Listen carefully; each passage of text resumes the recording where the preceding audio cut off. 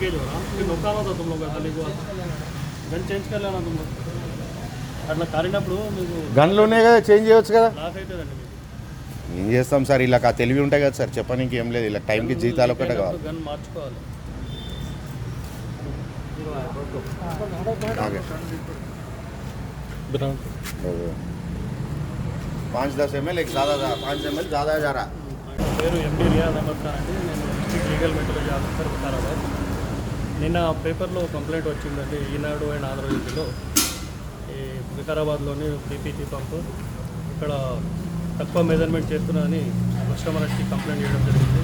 దాన్ని బేస్ చేసుకొని పేపర్లో పబ్లిష్ ఇచ్చారు అడ్వర్టైజ్మెంట్.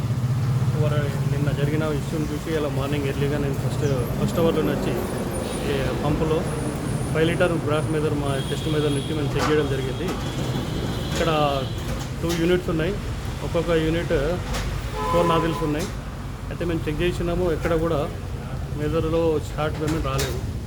పెట్రోల్ చూసిన ఎంఎస్ అండ్ హెచ్ఎల్టీ రెండింటిని క్రాస్ చెక్ చేయగా ఇక్కడ కూడా అసలు షార్ట్ మెజర్మెంట్ కనబడలేదండి. ఇంకొక 5-10 ml ఎక్సెసివ్ అవుతుంది పంపులో, కానీ మ్యాక్సిమం 0 వరకు ఉంది, కానీ ఎక్కడ కూడా షార్ట్ మెజర్ రాలేదు.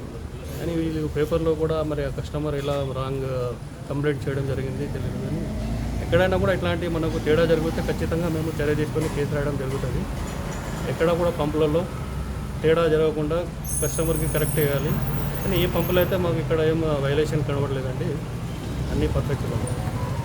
జెన్యూన్ చూడాలి, జెన్యూన్ లేకుండా కూడా చెప్పడం అనేది అది వాస్తవం కాదు. చూసుకొని చెప్పాలి. మేము కూడా ఎక్కడైనా న్యూస్ వస్తే దాన్ని క్రాస్ చెక్ చేసి అది డిసిజన్ తీసుకుంటాం. అది అక్కడ తప్పు జరిగిందా, పంపు ఫాల్టా, లేకుంటే ఫ్రాడ్ కంప్లైంటా అనేది మేము అది చెక్ చేసినాకనే డిసైడ్ అయితే తెలుసుకోండి.